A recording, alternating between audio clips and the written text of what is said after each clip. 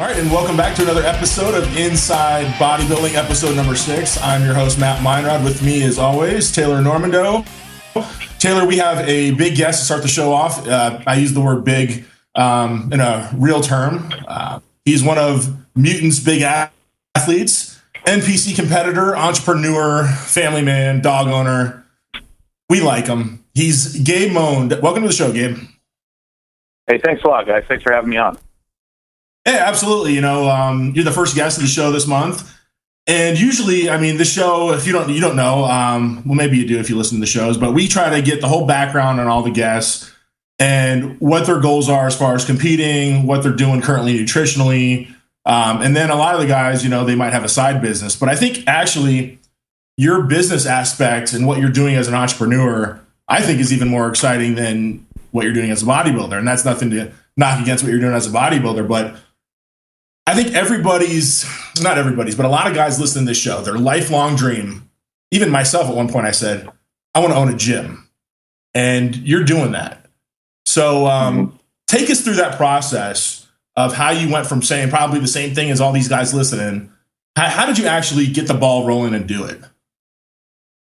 Well, you know, without dragging this out to a 3-hour episode, you know, the short of it is basically back in 2008, I competed at the Emerald Cup in the super heavyweight division, and I ended up going up against a heavyweight competitor that I think most people are familiar with in the bodybuilding world. His name is Stan Efferding.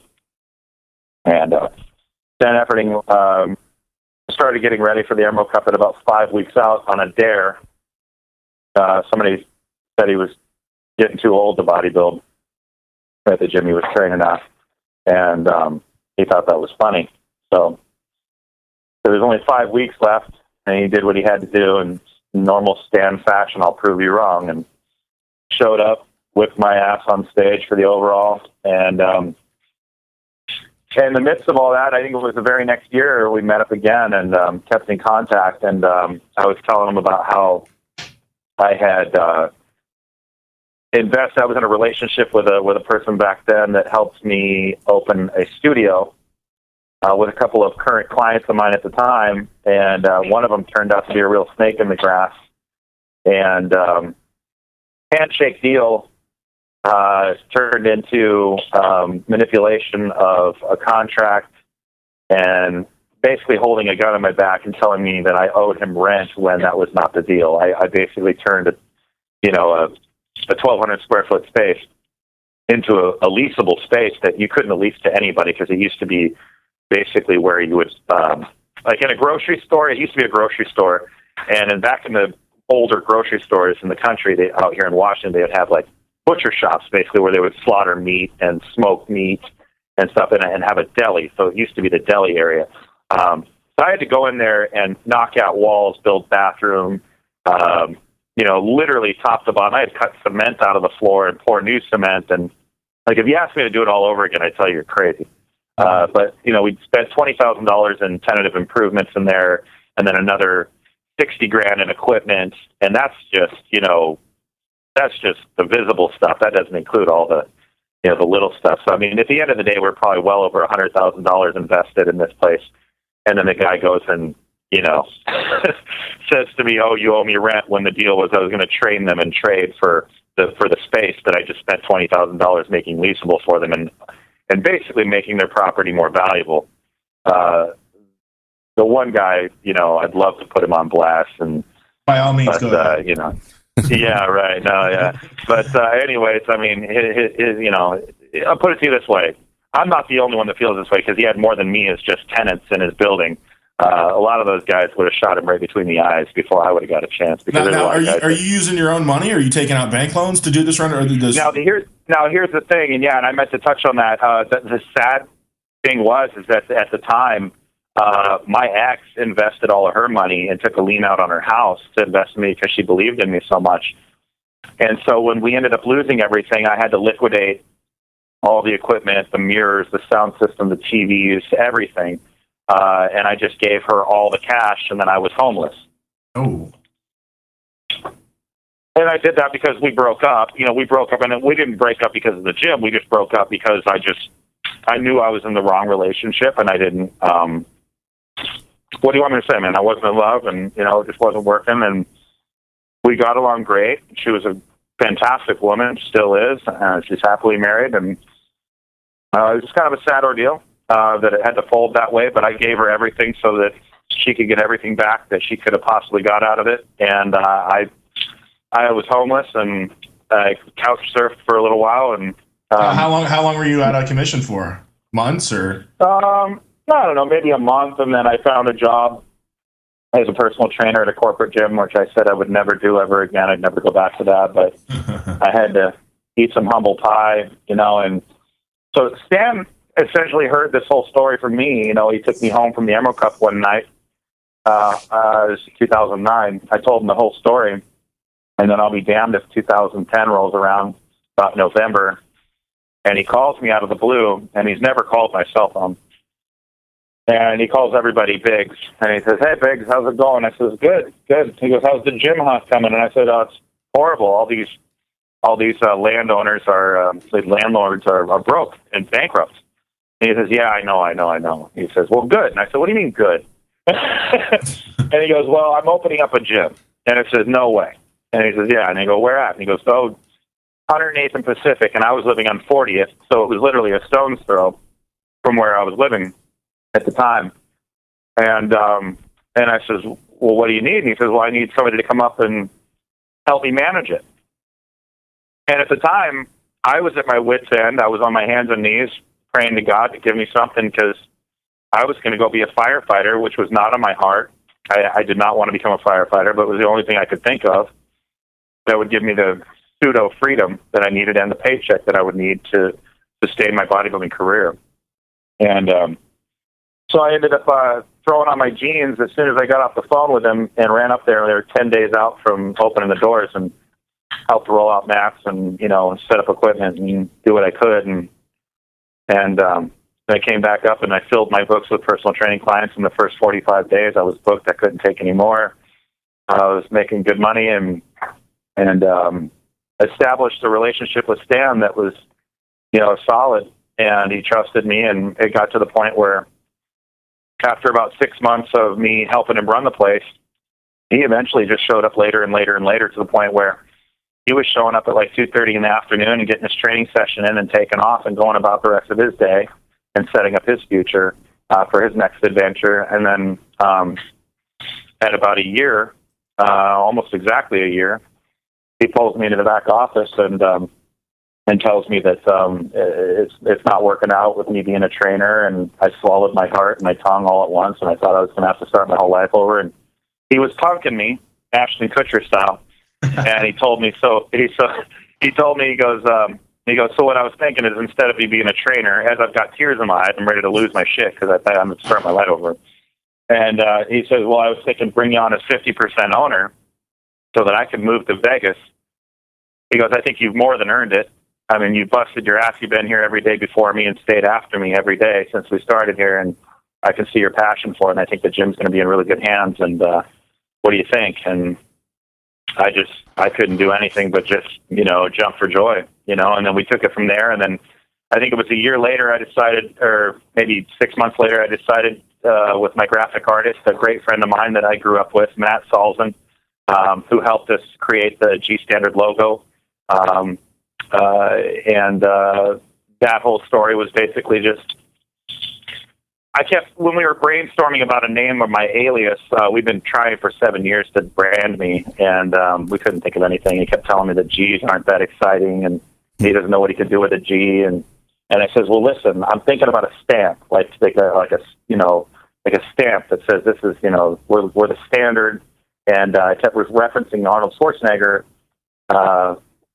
about how he was 6'2" and he was the gold standard of bodybuilding. And anybody that references bodybuilding, the immediate first name you come up with is Arnold Schwarzenegger. And it baffled me. And no offense to my shorter competitors, because I love them all. I mean, one of my best buddies is Jose Raymond, and he's, comes up to my nipple. The guy's awesome. I love him, and I love the 212 class, and and I love it all. But I do when I do think about bodybuilding, Arnold's the first name that pops into my head, and he was 6'2", and so the nowadays bodybuilding where things have kind of moved into the direction of these much shorter guys. I mean, we haven't had a Mr. Olympia even close to 6'2" since Arnold, and so I'm sitting here scratching my head, going, okay, I was inspired by Arnold to get into bodybuilding. Now I'm in bodybuilding, and now I'm being told that I'm not short enough.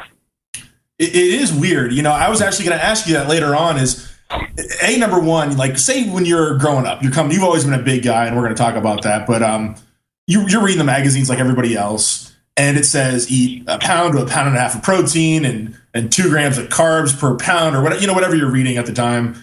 Did you read that? Because I kind of did myself. Like, oh, well, that doesn't apply to me. They're talking to guys that are smaller, and I'm so much bigger than everybody else. And and then fast forward even more.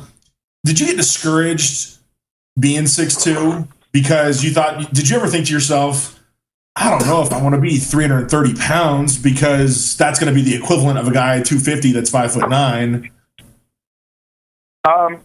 That's a great question. And I'll tell you right now, like, I don't think I started reflecting on my weight until I was in the thick of it. You know what I mean? Until I was living it. Until I was like, oh my God, I'm 336 pounds. This is crazy. Like I'm constantly like just feeling like my bones are being crushed when I stand up in the morning. I'm just like, oh my God, there's a lot of things that I can't do that normal people can do. Like, and I'm just talking like simple stuff, like sitting in airplane seats, and I'm a big kid at heart. Anybody that knows me, and I love going to amusement parks and water parks and anything fun, and uplifting. And a lot of those things I can't even do anymore because, I'm just the opposite. You see the little signs where it says you must be tall to ride this ride. Well, I went to go get on the goddamn roller coaster at New York, and Las Vegas, and the guy had to literally, with my permission, stand on the shoulder harness and jump on it to get it to click one time. I can't make this up, man. Like, he jumped on it and he goes, well, we got one click, you're good to go. And I looked at him and I'm like, are you serious? Taylor, I think we figured out how the G Standard tights, the clothing line, came about, because there's no way you're fitting into pants. He's already too heavy. He needs to minimize all extra resistance on his frame. Dude, I'm telling you, and I'm taking 100% credit for the spandex movement. I'll give it to you. Right? I think I'll give it to you, yeah. Yeah, I caught so much flack, and I still do, and fuck them, I don't care. I mean, I love them, and that's my reason for wearing spandex back when I was 20 years old, and back in my alma mater at Big Iron Gym, Omaha, Nebraska, I had people like my buddy Brad Heck, Rick Hussey, Becca Swanson, like all these guys that were world-class powerlifters. I'd walk into the gym, and I'd be wearing my spandex, and Rick would yell at me at the top of his lungs, go, glutes, everybody, glutes. My nickname was Glutes for a while because that's all I wore was spandex, because that was my motivation when I trained legs, was to watch my legs swell during the workout. And if they didn't look like they were ready to pop and I couldn't see them, do that, it was demotivating to me. So I couldn't understand how guys could train in shorts or pants, but yet they'll wear a goddamn stringer tank top when they're training upper body and watch the muscle group, and then you wonder why nobody has great legs. Not nobody, but most, the majority of gym rats have no legs, because for me it was visual. If I saw my legs swell, it was motivating. I just wanted to keep going, until they, were where I wanted them to be. And then, so I've been doing that since I was 20 years old and catching all the flack in the world for it. So, yeah, I'm taking credit for the goddamn stand. At least you went with spandex and not short bicycle shorts, right? I guess it could have been the other way. Oh, yeah, like the 70-year-old gym teacher, Mike one. The one ball hanging out. You could have had the tube socks up to the knees and the high John Stockton shorts. I don't care if my name was Arnold. I don't think I'm getting away with that one. You know who I saw? I saw Antoine wear that at the animal booth not too long ago. Oh, really? Oh, wow. Yeah. Well, he's into trannies, so what can we say? Oh, okay. Well, I wasn't aware of that. Yeah, well, the things you learn on this show, I'll tell you right now. Right. Hey, I want to know more a little bit about I want to know a little bit more about the gym. Definitely still curious. How did why did it go from, well, I know you told us how you named the G Standard Gym, but why was Flex Wheeler Fitness? What was that about? Well, that was a handshake deal between Stan and Flex. You know, Flex and Stan developed a close personal relationship when Stan hired Flex to help him with his prep for the Masters Nationals upon winning his pro card. Is when he decided that he wanted to do something different where he could have a training facility to go to. He was sick and tired of getting yelled at by LA Fitness for, you know, dropping dumbbells and using chalk and, you know, actually training, you know. So it was just like really frustrating for Stan and for all people like him. And so that's why he went with the name. Well, he asked Flex if it was okay if we used his name and likeness to open the gym, and he agreed to it. He's like, yeah, no problem. So it started out as Flex Wheeler Fitness, but then, you know, once we branded me the G Standard, you know, it was like Arnold was the gold standard of bodybuilding. So my whole mission is to resurrect and bring back the tall bodybuilder, which in all aspects, you should think of it like the original bodybuilder, not just that we're tall, because 6'2" is, I mean, it's above average, you know? And I think Joe Weider and Ben Weider had it right. You know, I think they knew what they were doing with marketing. Obviously, I mean, look at the sport today. I mean, they selected guys like Arnold and Lou Ferrigno that had bigger than life, you know, physiques as well as personas. And so when you show up to an expo or you show up to give me an example, like a guest posing, even signings or seminars or stuff like that. Or yeah, exactly. Thank you. Like a signing, you're not disappointed. You know, you show up and you see this giant. Not only is he huge and muscular, you know, and with charisma, but he's tall.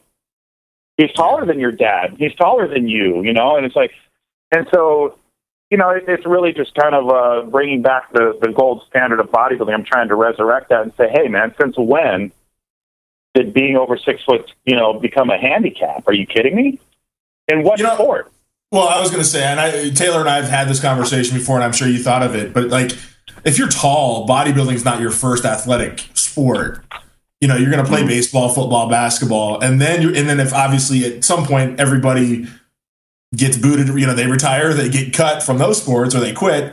And if they find bodybuilding, then they find it in their 20s or 30s or even 40s. But these short guys, you know, if you're 5'8", you've been bodybuilding your whole life. If you have if you've been hitting the weights, you know, and then it's like we were talking about earlier, like, I think as you get older, and you probably feel this way, I know you have sleep apnea, right? Yeah. Yeah. And that's kind of the thing. It's like, you know, I'm a 300-pound guy. I'm 6'3", and, you know, you go to your doctor and all you hear about, no matter how lean you are, is, well, you shouldn't be 320 pounds, even if you're at 8% body fat. It's bad for you. And I think that gets implanted into like your mind, even if you don't want it to, even if you know better. Oh, that's not true. That's bullshit. You know? Yeah. And I think there's a lot of guys, now yourself, obviously, you push past that because you have goals. But I think a lot of people that are big, because I'm just thinking about myself. I've said to myself, even if I'm 300 pounds and 2% body fat, like Gunther Schlurkamp, I don't know if I want to do that. You know, I'm not sure if I want to do that. You know, and that's kind of what I'm guessing anyway, is why we don't see a lot of these tall guys. And forget the fact that it's hard and you have to eat a ton and all that stuff. But I think there's a fear factor in a lot of guys. Yeah. I mean, I'll be honest with you. Like, when I don't think there's any way that anybody at any level in this game could have prepared me for the challenges and the hurdles and the little intricacies that I'm learning still to this day. That you know, all the way to having to buy, you know, 1 to 2 pairs of shoes brand new every 30 to 60 days because I crushed the fucking soles on my shoes. You know, they're toast after a month. You know, and Lord forbid I'm doing cardio. Now, you know, I just bought a brand new pair of ASICS shoes that are, you know, wide in the toe box for my foot because my feet were starting to spill out over the side like a fat man, you know, and it's because my bones have spread out in my feet so much from being so heavy that my feet have actually gotten a bit wider because of that. You know, and it's in the sleep apnea, and you know, like I said, the constantly being, you know, body temperature running so high that you got to have the air conditioning on in the winter, you know, type shit, you know. You know, yes, people, I do know. People think, and I think Dave Palumbo covered this one time. He said something about, you know, a lot of the things that people don't understand, the general public don't understand about the, you know, the private life of a bodybuilder my size is, you know, we're not wearing tank tops and shorts in the winter to show off. Believe me, it's to be comfortable because I'm sweating sitting still. You know, it's to keep cool, man. It's like my radiator. I don't know how else to explain it. You know, it's not for the sole purpose of showing off. Believe me, I would love to be able to wear all these trendy, you know, hipster clothes that, you know, all these little skinny guys get to wear, minus the skinny pants. You'll never catch me in a pair of skinny pants. You kind of created your own. Yeah, well, that's my version, all right? So fuck him. No? Hey, I want to backtrack a little. I want to backtrack a little bit because we still got a lot to cover. Just real quick. You know, you're 6'2", off season 335. What did you weigh? You know, out of curiosity, you say you're a senior in high school. How big were you? I can tell you what I started before. I mean, the day that I walked in, I'll never forget it. I weighed myself the first day I ever walked into the gym with the sole purpose to lift weights. I was 16 years old. I weighed 163 pounds at 6'2" at the same height. I haven't grown. Oh, you're a skinny kid, huh? I didn't see that coming. Oh, yeah. No, I was very skinny. I have the pictures, you know, to prove it. But the amount of muscle that I put on just within the 2 or 3 years that was left in high school, I think I made it all the way up to damn near 220 pounds by my senior year. And keep in mind, I mean, I was not privileged as a child. You know, my father was extremely poor. God rest his soul.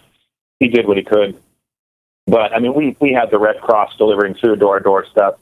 You know, we lived in Section 8 housing in the middle of the town, and at one point we you guys are going to get a laugh about this. Feel free to laugh because it is funny. But I actually lived in a fucking cabin down by the river. At least it wasn't a van. Yeah, it wasned a van. Yeah, at least it wasn't a van, right? Yeah, no. So exactly. We're talking to Matt Foley here. Yeah, right. No, the motivational speaker. I lived in a cabin where we had to literally, you know, chop our own wood, and because the winters out there, you know, they get down to 20, 30 below, and so my dad would have us go out and chop wood. My dad, I don't know if anybody knows anything about my dad. He was born with polio, so he didn't have the use of his legs. So he walked with 2 canes and a brace on one leg because it was so ultimately weak. So you know, we picked up the slack. My brother and I picked up the slack and chopping the wood and doing what it took to get the wood. And then my dad would stoke the fire at about 3 a.m. and when we'd have to get up at 5 a.m. for basketball practice or football practice or whatever. And then we also didn't have a shower. So we had to shower at school, and we had to literally shit in an outhouse, and you know, and literally we were camping, you know, essentially. You're like the white guy. And and you know, the funny thing is, you know, I definitely want to touch on that on my DVD. I'm working on trying to produce a DVD about my life and, you know, kind of give people some insight on it, and definitely not to depress anybody at all, but just to shed light on the reality of, I really truly believe if anybody's got a dream and you literally, you know, set your mind to something, you can do anything. And it sounds so cliche, and but I always saw myself doing something special. Something out of the ordinary, something that was unexpected. I just wasn't sure what it was going to be. And then when I found bodybuilding, it was almost as if though God just set me on this path, and literally with blind faith. I had no idea what I was doing, no idea why I was doing it. All I knew is that there was something burning inside me that told me this is it. I don't know why, I don't know when, I don't know how, but keep doing it. And I just kept doing it. And I sacrificed. Huh? No, I was gonna say. So you're growing up. You're lifting weights. You're powerlifting. You're playing basketball and football, and then all of a sudden you're like, who are you looking up though? As far as like, Like you can't. There's no bodybuilder that you were looking up to that you said I want to be that guy. I'll tell you, until I was out of high school, no. I looked up to the guys that were in my school. I looked up to the guys. There was a guy that I'd like to give a shout out right now, Adam Goodnow. I don't know if he'll ever hear this radio station or this radio. Everyone listens to our show. Right. But Adam Goodnow, this is kind of a cool little quick story. I went in my first day to go lift when I got done weighing myself, and I went over to the bench press, because that's where I saw everybody working out, and I put a 25-pound plate on each side, so it's 95 pounds total, and I'm taking it and I'm literally slamming it off my chest to get it back up, and I didn't know any better. I was just doing what I thought I was supposed to be doing, emulating the football players. Well, Adam comes over. He's the captain of the football team, senior at a very, very prestigious high school here called Curtis High School. Lots of money in this school. So you just think of, we were actually nicknamed Beverly 90210 or whatever they nicknamed us that because a lot of people in our school had money. Well, this captain of the football team comes up to me and asks me if I could use a little help. I wanted some tips. And I said, "Are you kidding me?" I was like, "Yes, I would love that." I'll never forget how gracious I was. And so he helps me. He says, "Let's take some weight off." Okay. Take some weight off. We put 10-pound plates, one on each side. So now we're dealing with 65 pounds. And, he shows me how to come down, touch my chest, and come back up. Well, off in the corner is this big fat-ass asshole named Aaron Daub. Fuck you, Aaron. Was standing, fuck you, Aaron. I'll say it to your face. No, I don't hold grudges. It's okay. I'm just for the sake of the story. He was standing off in the corner as an offensive lineman, and he goes, "Oh, what a pussy! Can't even bench 90 or 65 pounds, blah, whatever." Just clowning me. Adam, who doesn't know me from Adam, sorry for the pun. He goes, "If you ever make fun of a kid for coming in here and give an effort like that," he goes, "I'll kick your ass myself." And he was the captain of the football team, so the only thing Aaron could do was just say, "All right, man, whatever." This kid did not have to stick up for me for nothing. So that actually set the precedence for me to move forward comfortably and come back to my high school gym every day after school.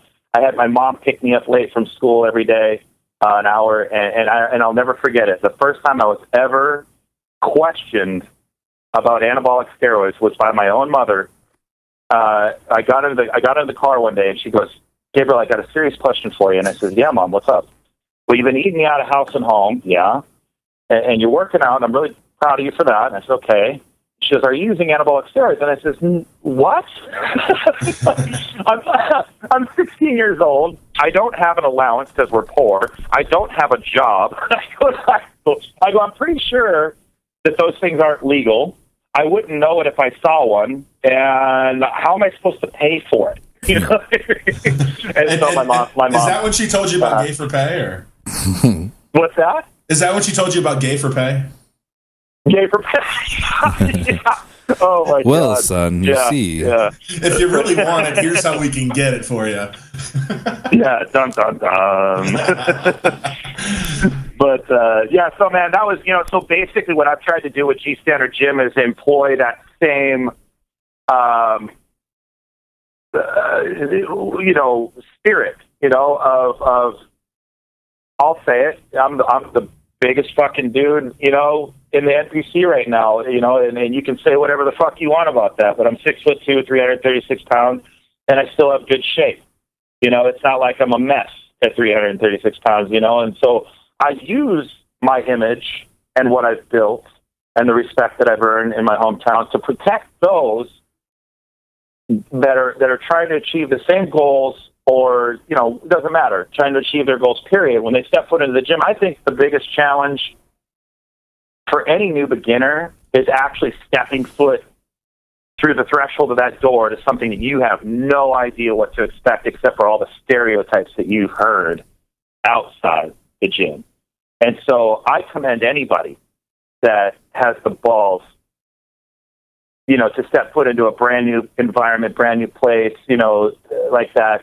So I want to make sure that I'm there to set the precedence and make it a safe place, so that when people walk through, they know that they're supported immediately and that we've got their best interests at heart and that we're going to stick up for them. We're not going to allow bullying.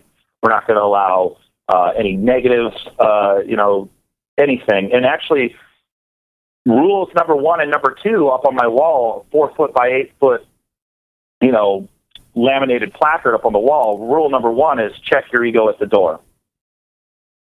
Rule number 2 is we work together, we share everything. And the list goes on and on and on. We got 11 different rules, and they're all very integral to what I believe is going to be the continued success of G Standard Gym, and that is to protect the heart and soul of what a gym was supposed to be. We use chalk.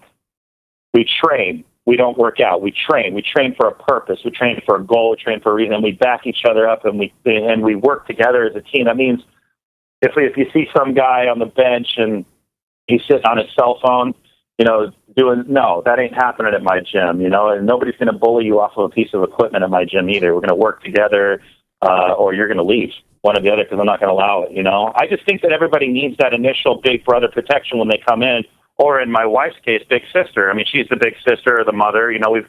Some of the younger cats in our gym call us the gym mom and gym dad, which is hilarious, because we're not that old, I don't think. But it's cool, that they look at us like that, and they look to us for that kind of support and protection, and we're proud to do it.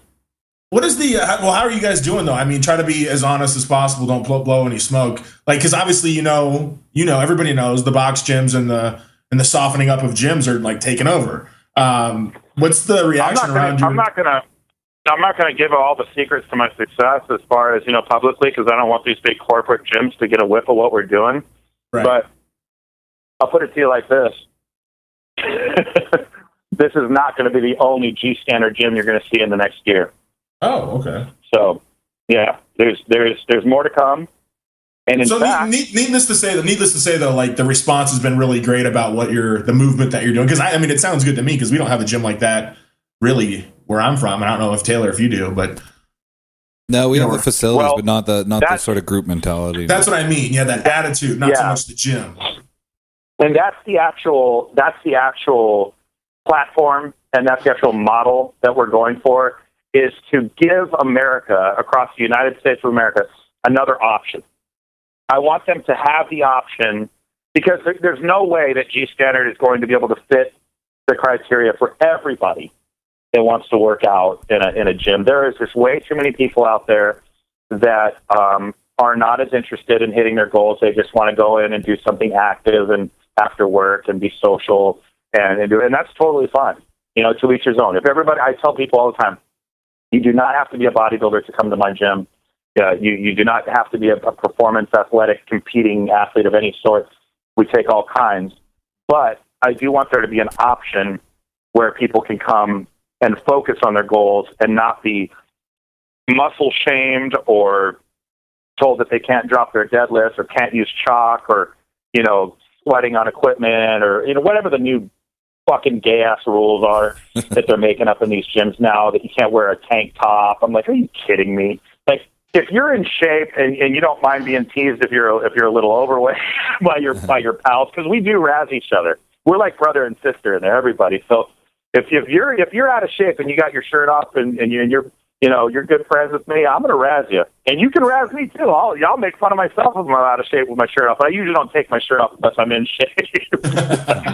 but we do have a lot of fun in there, and I just want there to be an option across the United States of America for people to have another gym to go to, where there is that group mentality, that family-oriented, big brother, kind of protective vibe, where you can feel safe walking through our doors. And to answer your question about the success of the gym, I'll put it to you this way: I have to pinch myself daily at the response that we're getting from not only just the members, but people abroad across the entire United States and even further. I mean, we've got fans in Europe that I'm getting pictures from people all the time and emails from guys that want the logo sent to them in vector files so that they can put it on their show bike or on their show car, or and represent the gym. Even they've never even stepped foot inside of our gym. We've got people that are sending us bucket lists of our gyms on their bucket list. Has amazing. has Partlow been down there to do a Mutant on a Mission? Not to do a Mutant on a Mission yet. I'm waiting for him to do that. I don't know what he's waiting for. I mean, he's got a lot of. I mean, they filmed at Flex Wheeler Fit when it was Flex Wheeler Fitness, and then we filmed down there before the logos were all complete. I think last time they were down here, it was already switched over to G Standard Gym, but it's not complete yet. And we're constantly growing, and we actually just inked a deal with Arsenal Strength Equipment. And so Arsenal Strength Equipment is the new, they've taken over all the old designs and mechanics of Nebula. You guys remember Nebula, right? Yeah. Nebula. Yeah. So that stuff was like the Cadillac, the Rolls-Royce of equipment. Their stuff was awesome. And so they basically, purchased the designs, purchased the copyright and all that stuff from those guys. Now Arsenal Strength Equipment is going to be outfitting every G Standard gym from here on out, no matter where we pop up. They're going to be our go-to equipment guys, and we just purchased a vertical leg press from them, and we're getting ready to buy a brand new 8-stack crosswire system with 8 stations, and that's going to be another centerpiece in our gym, and everything's going to be logoed up with our G Standard gym logos and everything like that. It's really exciting, but yeah, that's what we're going to do. We're going to try to move across America and, give people another option so that they have a place to go and train and not have to be hawk-eyed the whole time they're working out or be haggled by salesmen the second they walk through the door like a goddamn car lot, Yeah, that's the worst thing up here. It's a breath of fresh air, that's for sure. Hey, let's switch gears. I want to get into your bodybuilding career. We'll move past the business side. You placed 7th at the 2014 USA's. Your best finish as far as I could tell. Yeah. And now you're working with Tad, the diet coach, Tad Inoue. I think I'm pronouncing his last name right.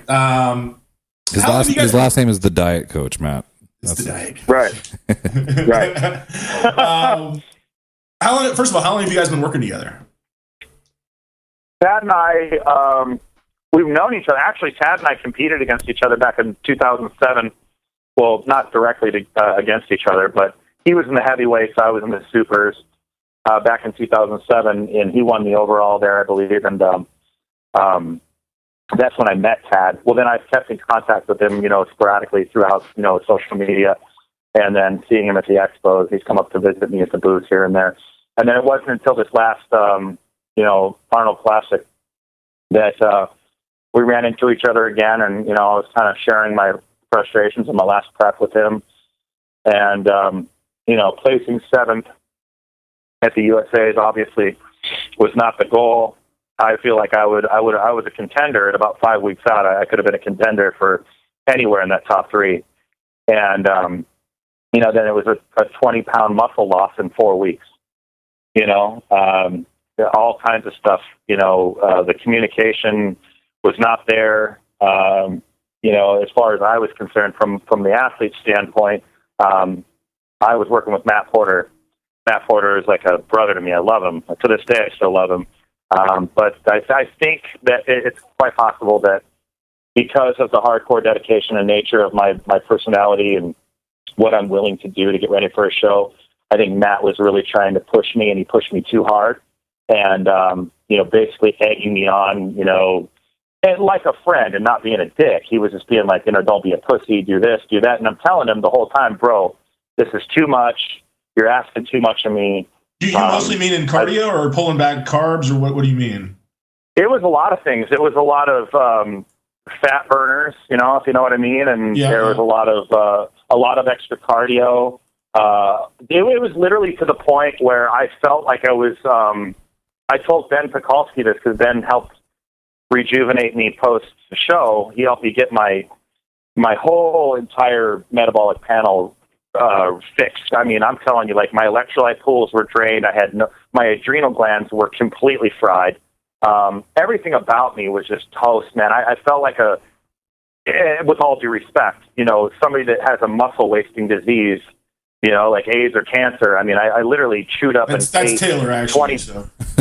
I'm withering away over here. That's Taylor, my co-host. He's got what you're talking about.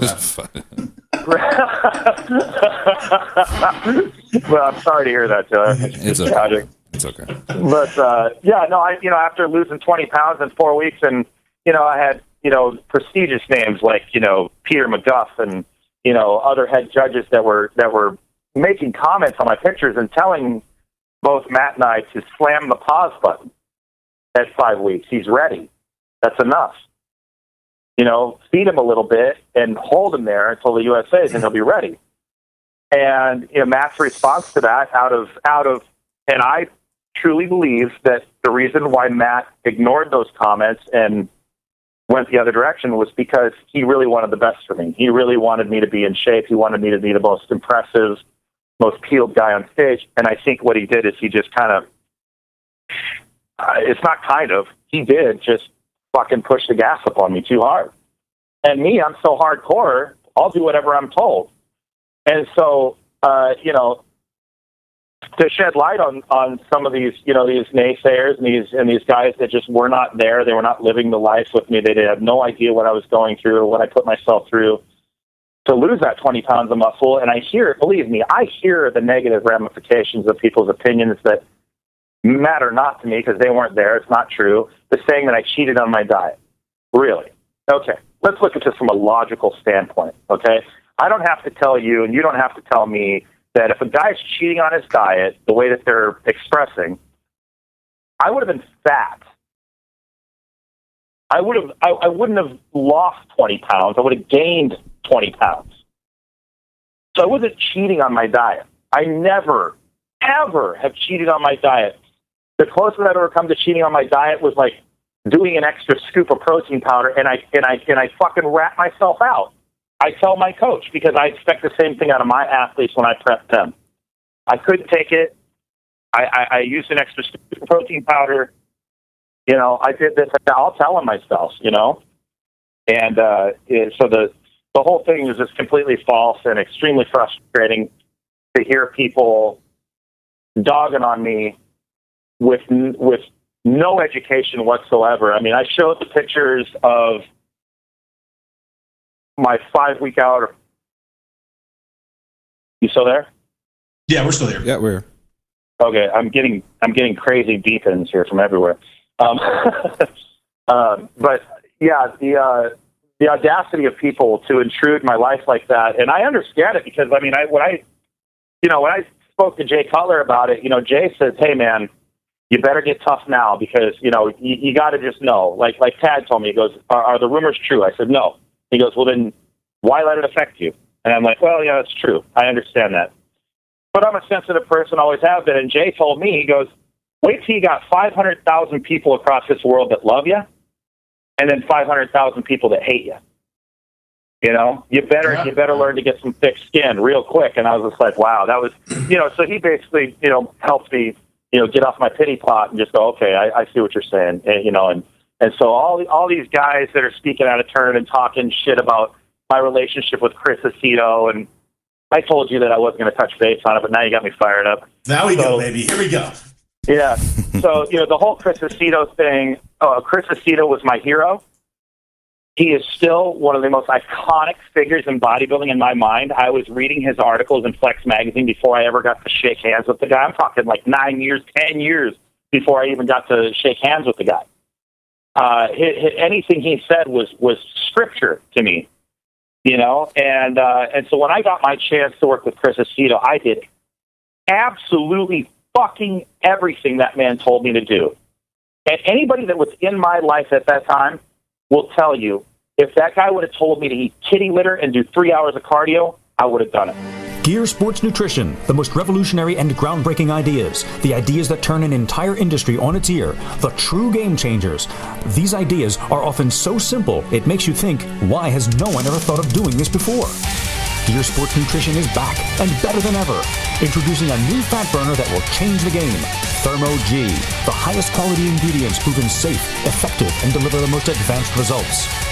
Visit Gear Sports Nutrition at their new home, www.gearsportsnutrition.com, and be a part of the revolution.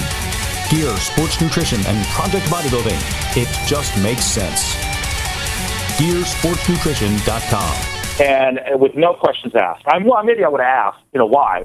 it sounds unusual, but you know what I mean? I mean, I just have that mentality of being programmed, and that comes from my background of Big Iron Gym, of just hardcore, just do what you're told, don't ask questions, and that's the way I was programmed. Now, there's a lot of guys out there, and I talk to a lot of the IFBB pros and top amateur guys that are competing to this day in person, and they'll tell me in privacy, I'm not naming any names, but there's a lot of guys that are using these top prep coaches, and they're doing about 50-60% of what these guys are telling them to do and modifying the rest themselves.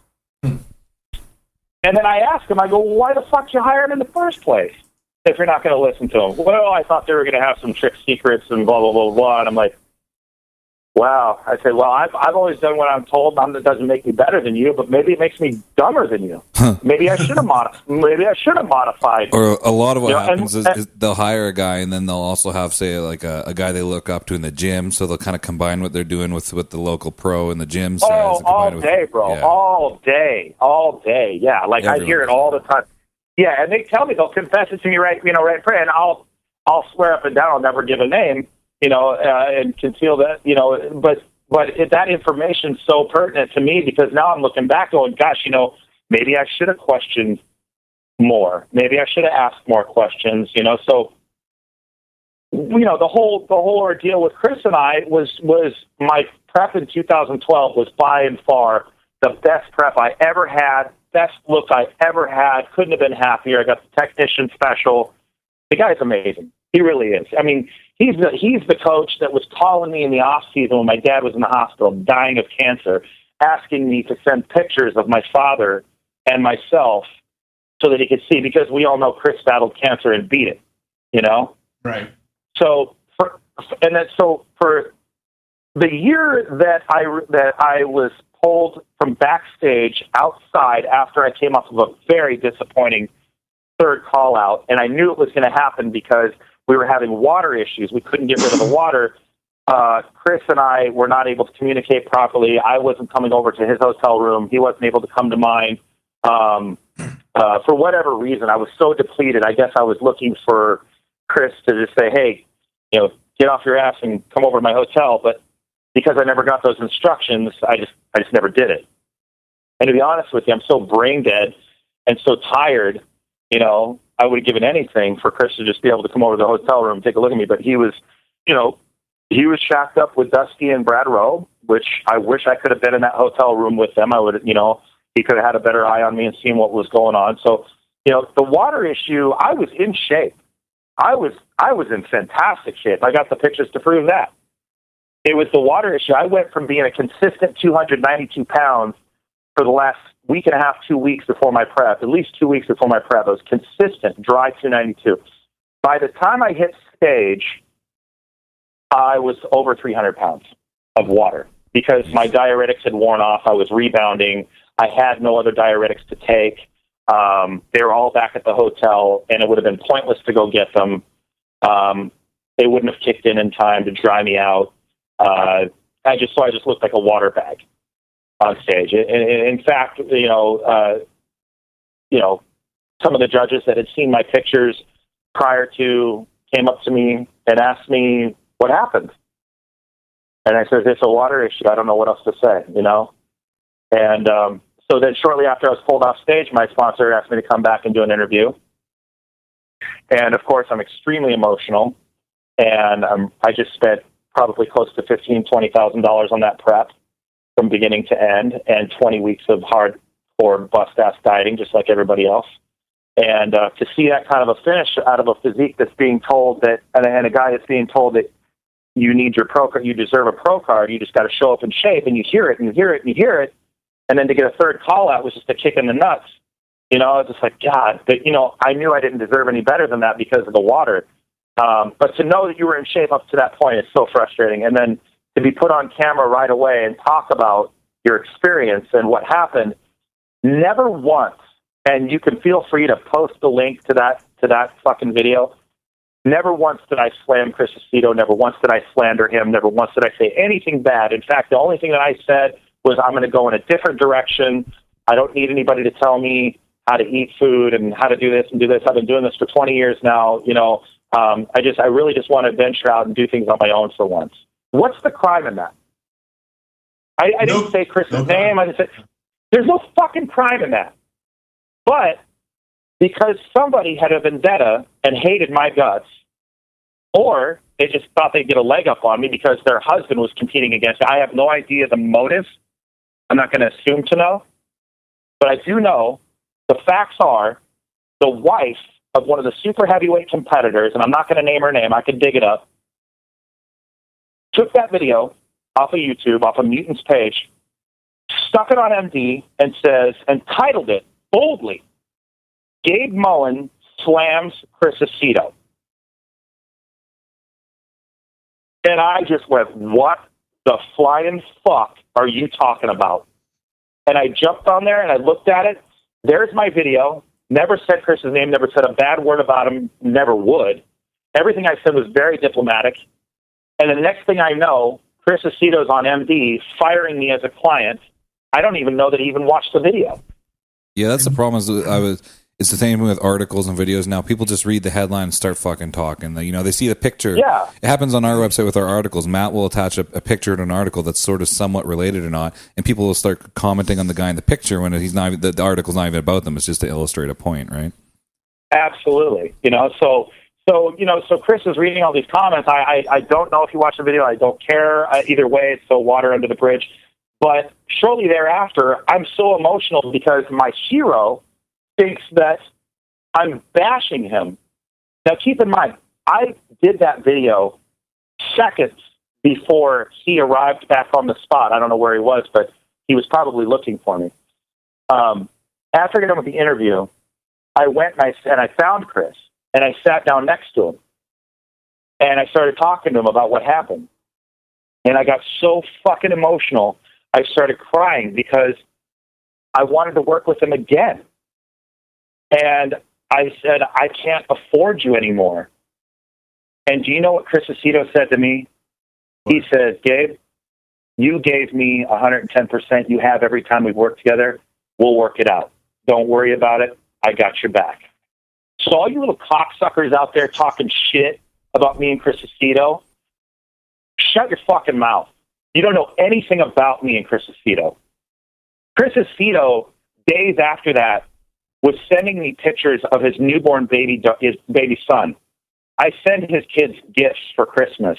Chris Aceto is a very stand-up man. He's a class act 100% of the way, and we're still good. So bury the hatchet with the rumors and the bullshit. Let me ask you, though. So what made you go to Porter then? Why did you not take... Because, honestly, the honest truth of that is because, even though that transpired, and even though, all that happened, I really had no intentions of using anybody after that. I really meant what I said, and I really wanted to try it on my own. I was just self-motivated again. I felt that fire. It really pissed me off that I lost, and knowing that I was in shape, but I was out of money. I couldn't do the North Americans. I told Chris, I can't afford you to even do the North American. Even if I wanted to do North Americans, I couldn't do it, even if I didn't have to pay you. I was broke, and I had to get back to my gym and resurrect my gym because it had been neglected for the last 2 to 3 months of my prep because I'm so brain dead that it's running a gym, and doing everything myself, doing the janitorial, the paperwork, the personal training. I mean, I was wearing every hat that a gym owner could possibly wear. I was doing 4 to 5 different jobs. And there's no fuck. So I literally had to look at it from a survival standpoint and go, okay, what's going to feed you for the next 50 years? Bodybuilding or your gym? The business that you worked your fucking ass off for that's going to feed you, your bread and butter, or bodybuilding. And I says, well, you know what? It's time to grow up. You can't keep doing this, or you're just going to keep couch surfing, And because I had this gift in my lap, I decided to nurture that, go back to that. And after so much time had passed, and bullshitting with Matt and seeing the results he was getting with his clients. Now, keep in mind, I was one of Matt's mentors, so to speak. That guy was on stage, bouncing around, chewing his bubble gum on stage, looked like a complete amateur. And I yelled at him when he got off stage. I go, dude, lose the gum, get the cornrows out of your hair, and quit bouncing when you pose. I go, stick the fucking pose. And I said, look, watch. And I helped him do it. I said, got it? And he goes, yeah, man, thank you so much. I said, not a problem, buddy. And from then on out, he never forgot me, and we were friends ever since. So now I'm looking, and I was just like, you know what? You're a humble guy. Who's to say that Matt hasn't learned enough that he can teach you something? So everything I've done has been out of humility and admitting that maybe I don't know everything. I know I don't know everything. So I told him, I was like, you know what? You live close to me. You're local. You're getting great results out of these guys. I gave him a little back history on what I was doing nutritionally. We started talking. I eventually and even my ex at the time was like, are you sure? You said you wanted to do this on your own. Are you sure? And I was just like, yeah, I'm sure. Let's go for it. And right out the gate, we started dieting and the calories were too low, and I was questioning it the whole time, but I still did what I was supposed to. And, and then, things turned out the way I did. I lost 20 pounds, blah, blah, blah. But Matt and I are still good as far as I know. I don't talk to him very often except for the occasional comment here and there on Facebook, but we're good. He's a real humble dude like myself and forgiving and, like I am. And, like I said, I've had my ups and downs in this sport, man. It's all a learning process. And then again, with the Tad thing, he met me at the Arnold and started talking to me about prep. And I said, I absolutely do not want to coach at all. I don't want to work with anybody. Nobody. Out of the question. And I had my one drink of the year with him. I mean that. I had my one drink of the year, and I sat down and started bullshitting with him. And I'm not kidding you, man. After about an hour of talking to Tad, this guy, first of all, he's humble.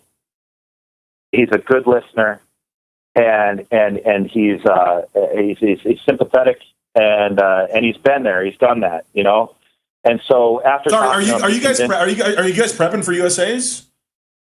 Yeah. Oh. Tad and I are, we're prepping. Yeah, we're prepping together. So we actually decided to talk further. I didn't agree to do anything right away after the Arnold, but I said I would be in touch with him. And I said, if you want to sit in the passenger seat and help guide me, that's fine, but I'm driving this car. And he said, well, okay. Yeah, no, I hear you. And I said, all right. And so we started talking more and more and more. And pretty soon I was just like, you know what, man? As long as you just listen to me, and don't shut me out, and don't call me a pussy, and don't call me this, and don't say that I'm not trying hard enough, and because that's kind of the stars from working with Porter. And like I said, to reiterate, just because we were buddies, he felt like he could talk to me like that, and I allowed it. It was okay. But he said no problem. Don't worry about it. It's not the way I operate, anyways. And pretty soon he earned my trust, and I got to be honest, man, best I've ever looked. Best I've ever felt. If you don't place better than 7th, like if you're not in top 3, is Tad out the door? Oh no, Tad's not out the door. No, Tad and I are working together for a while now. Like this guy, I don't even have a doubt. I'm coming to win the USA's. There's not going to be any 3rd place, 5th place. I'm coming to win. Like I'm going to show up. I just weighed in today. I weighed in yesterday at 307.5, super tight already, and we still got 6.5 weeks to go. And I've probably only got about another 5 pounds to lose. Let me put you on the spot. If there's because you and your mutant teammate are prepping at the same time. If there was like a fantasy overall pose down between you and Partlow, and you're both in the best shape you've ever been, who wins? Yeah, I'm smashing him. Yes, that's what I wanted to hear. Hey, Ron. Hey, and for the record, because I love him, it's my brother. I love Ron Partlow. That's my boy right there. I'm going to smash you. Hey, man. Hey, Matt. Matt, just for the record, he has the power to fire me. I know. I hate that. I hate that he's got so much power. Right. I'm talking with him on Friday, so I'll make sure I relay the message before this interview gets out. I know you got a lot. You have to. I know you got a lot of stuff to do, so I want to get to our 10 questions that we wrap up the show with. Okay. But before we do that, actually, there's one more thing I want to get on. I just want to talk real quick about the IFBB.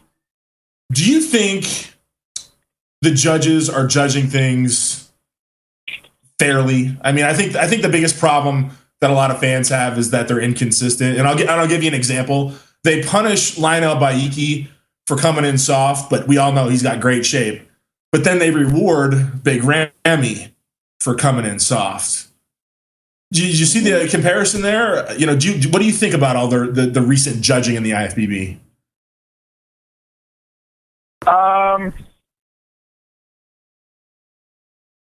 That's a tough one. I'll be honest with you.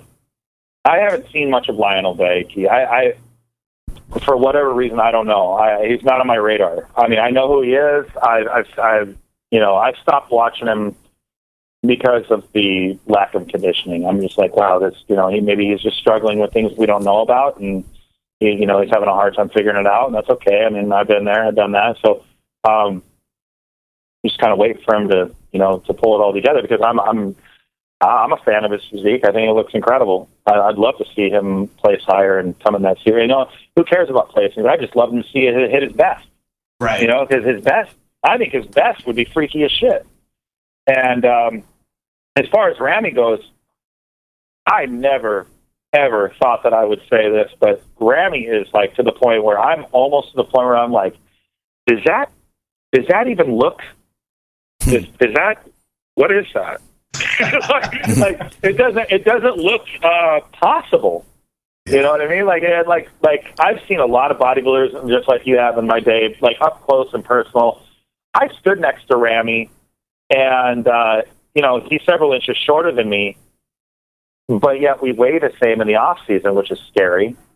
And I'm just like, good God, as far as the judging goes, I think Ramy is just he's on that next level freak. I think what it is basically kind of like the Marcus Rule deal. Remember back when Marcus was placing, because he was just so out of this world, freaky big, and he was winning the Night of Champions. And didn't he win the New York Pro? Or was it the Night of Champions? That was the same thing, yeah.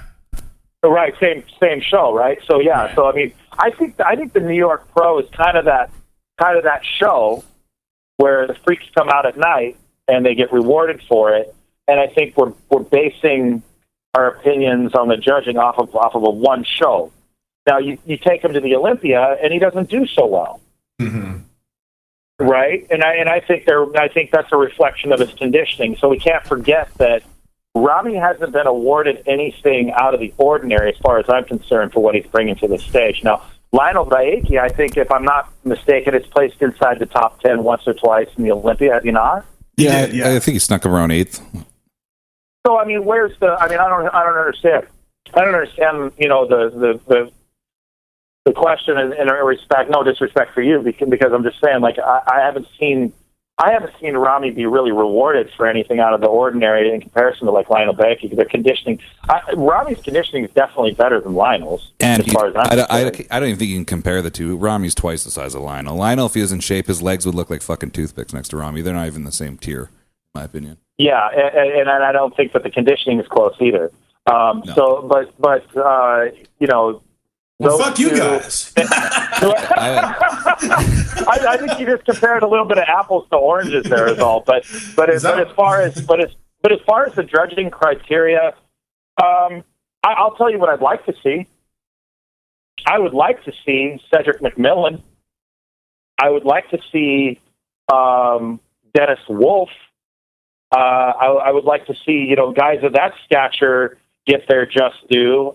In my opinion, I think those are the guys that belong in the top seed. I think we need a Cedric McMillan for a Mr. Olympia. The guy's got a super tiny waist like myself, might even be smaller. He's got the really super round, orbital, 3D looking muscle bellies and a really classic look to him. But he's still a freak. He's still big, But it's pretty. And I don't want to hear anybody talk about Cedric's conditioning. His conditioning is on point. People keep saying, "Oh, he's not tight enough. He's not dry enough." what fucking seat are you sitting in? Because I sat in the seats and saw it. The guy was tight. Like, I don't know how much tighter you can get than what Chris Aceto's brought him in. I think he's looked fantastic every show, with the exception of a few early ones. But I think Cedric should be somewhere in, at least if not a Mr. Olympia, he should be in that top 3. And, Dennis Wolf's got to be up there. And then I got to be honest, my new favorite coming up is just, Justin Compton, man. Yeah. That Justin Compton, and it couldn't happen to a nicer guy either, right? I mean, I don't know how much you guys have had to stay with him on conversation one-on-one, but that's a nice dude right there. He's hard worker, humble, and he seems to be really keeping his roots. And he actually comes from my wife's hometown in Kentucky. Yeah, we're the resident on Project Bodybuilding. Taylor and I are the resident nut huggers for Justin Compton. We've anointed him the next Mr. Olympia. Oh, nice, very cool, very cool. People give us a lot of shit for it. It's all right. Everybody's going to get shit for their opinions, but I personally believe that the current Mr. Olympia, no offense to Mr. Phil Heath because he's earned every bit of it, but in my opinion, I'd like to see Cedric McMillan get an Olympia. I'd like to see Justin Compton get in there, and then Dennis Wolf. Cheered like a 7th grade cheerleader for that guy when he won the Arnold Schwarzenegger Classic because I just wanted to see somebody close to 6 foot, nail it. And it's like, God, I'm just waiting for somebody to kick the fucking door down for me so I can come in right behind him and try to replicate it, and just bring these, bring the actual, the standard of bodybuilding back to where it once was, I agree. All right, man, let's do these 10 questions and we'll get you out of here. In tradition, Taylor, cue the music.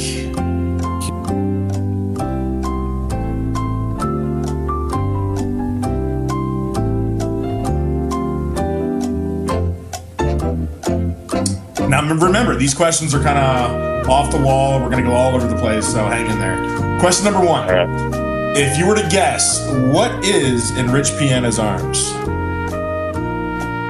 If I had to guess? Yeah.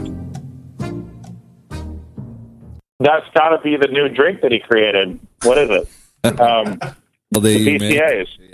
He's got the BCAs in his arm. That's what it is. He's got a main line to him, yeah. He's mainlining BCAs. All right, question number 2. We know your fellow mutant teammate, Johnny Jackson, is incredibly strong. If you had to go against him in, let's go squat, could you out-squat him? Could I out-squat Johnny? Yeah. You mean like 1 rep max or it's bodybuilding, so we'll say his best set of 10 versus your best set of 10. I smash him.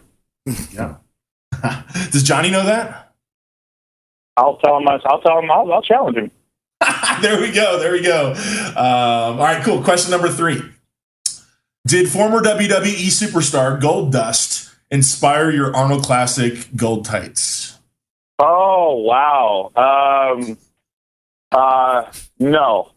No, I got to be honest. No, he didn't. But you do remember that guy, right? That's funny. Not as much as I remember Ric Flair. I remember Goldust was the one guy I never remembered. I had to look him up when you said it last time. Yeah. All right. Let's see this next. Okay, here we go.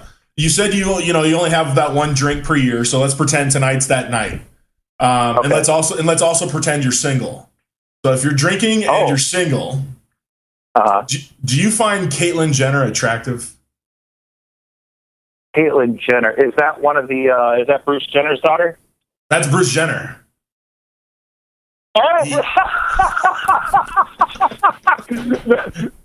no! I do not find Bruce Jenner attractive. Oh my God, that was a good one. That was great. A bummer. We had something there. and then what? You wanted my drink of choice? My drink of choice is I'm always going. When I drink, I go sailing with the captain. So it's captain and diet. He even goes diet on that 1 drink. I appreciate it. Yeah, you got to keep that sugar low. Less hangover. Yeah. You don't want a hangover, man. You got no hanger. Yeah. Simple. All right, we'll do question number 5 here. If you had to choose between Miley Cyrus and Taylor Swift for your pre-workout mix, who would you pick?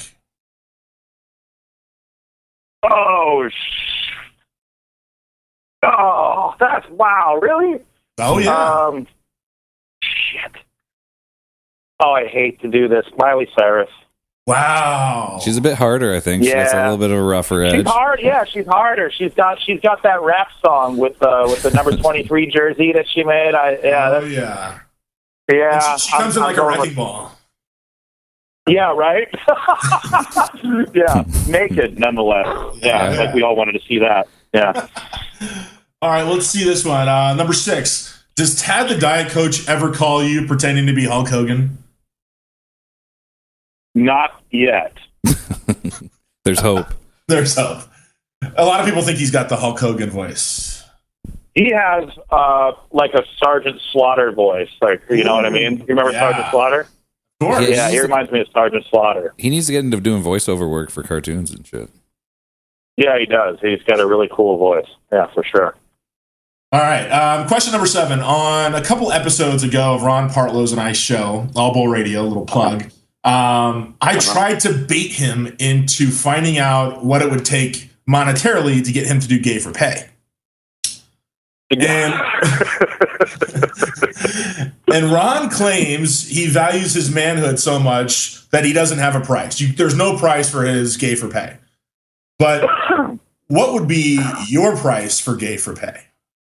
My price for Gay for Pay, I would say you definitely have to put. You have to.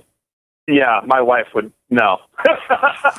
No, me personally, there's no price. I swear to God, I'm just like Ron. I'm not even going to budge on that. Taylor, do we believe these guys or? I don't know. We got to save up some money and get some offers on the table. I'm Show them telling the you. cash. Yeah, right. Yeah. You get a briefcase of $50,000, and all of a sudden.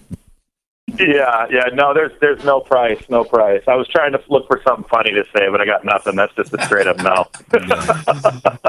All right, we'll do question number 8. I am like yourself, I am a English Bulldog owner, and you have an English Bulldog. Yeah, my little puppy is named Tater, and you have an English Bulldog name. I know. Tonka. You have Tonka, and I've seen your dog. I love your dog. Taylor, on the other hand, thinks English Bulldogs are the worst species and breed of dog ever developed for human man. I want you in 1 or 2 sentences to explain to Taylor why he is wrong. I'll buy one if you can convince me. I just want you to. I want you to take one opportunity to snuggle and cuddle with my buddy Tonka, and smell him. And tell me if you don't fall in love with him right away. He is the best cuddle buddy. And you know what I love most about my bulldog? He's just as fucking fat and lazy as I am. Yeah, okay. Taylor's not a fan. You don't even know he's there half the time. He can be in the room with you for 4 hours and he won't move a muscle. They'll be snoring and fucking snotting all over the place. You can always know where they're at. No, that's not true. I hear people say that a lot. A lot of people. Is it a big one or a small one? Well, he's a standard show dog. He's a standard 50-pound English Bulldog, purebred. And a lot of those problems that you're talking about, I've seen it. And what it is it's piss poor breeding. It's a lot of people that are just trying to make a buck, and they do these puppy mill type breedings where they pump these things out without any consideration to the dog's health. Yeah. When you get a really good dog, like the one that I have, dude, I'm not kidding you. I've never had one issue with him. No drooling. Yeah. I will dog sit for a weekend, and then I'll reform my opinion. I'll write a thesis, knowing that I don't like him. I'll never get him back. You're not going to give him back. All right. He's speaking the truth, Taylor. I got that was pretty good. It's convincing. All right, question number 9. In your opinion, who's the greatest bodybuilder of all time? Arnold Schwarzenegger. All right. That was a softball question. And question number 10. I was going to make this my bonus question, but I'm just going to leave it as the final question of the show. You have sleep apnea, as we talked about. You use a CPAP machine. Does that interfere with your marital fun? Not at all. Do you leave it on? My wife would ride me with that thing on my face regardless. She doesn't care. That's a team player if I ever heard of one. Very good. Dude, you have no idea how awesome I have it with my wife. She is awesome. Yeah, no, it's on a serious note. She I remember she asked me what it was first time I saw me with it, and I told her what it was, and it's really not a big deal. I mean, when it's time for us to go to sleep, it's literally just I put my mask on and we cuddle up, and if we've made love already, we've definitely made love already by this time. I'm not going to wear the mask while we're making love, but what did they say? What did they used to call it on the dating show? What's it called? Whoopee? We make whoopee? Oh yeah, sure. Remember that cheesy shit? Yeah. I figure we're probably dealing with a rated R audience, aren't we? I believe so. Yeah, that's right. Yeah, okay. We get booed if they don't. So. Right, ages 14 to 22. I'm sure that's our demographic, right? Pretty much, yeah. Actually, yeah, pretty much. Yeah. That's cool. Gabe, I was going to say, let's go ahead and give any shout outs. I know you got a shout out Mutant, and I want to let everybody that wants to get a hold of you that don't already know how they can do that. And so just give some plugs and how people can reach you. Absolutely. Obviously I want to shout out Mutant and Ron Partlow, Ryan Keller, Matt Sinkerang, Big Jim McMahon, the owner, all those guys that have made, everything possible for me, just in the last 3 or 4 years, that we've been working together. It's been amazing. I want to thank Tad, the diet coach, for working with me this year. It's been amazing so far. I want to thank my wife. I also want to thank my other sponsors. I want to thank Cyclone Cups, and I want to thank Six Pack Bags. And Arsenal Strength Equipment. And I also want to thank the NPC and IFBB and Mr. Mannion for having me up a couple weeks ago and having a look at me. And that was really amazing. Had a great time doing that. And all my fans and friends out there that have been supporting me and through the bad times and the good, it's been awesome. And hopefully I get the continued support moving into the USAs and onto my pro career. And who am I missing? Am I missing anybody? I think you nailed it.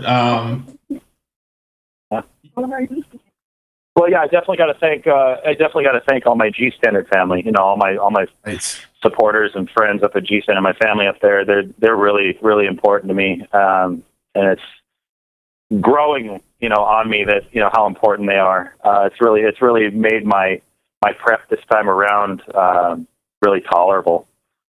Especially because my wife is helping out with all that now.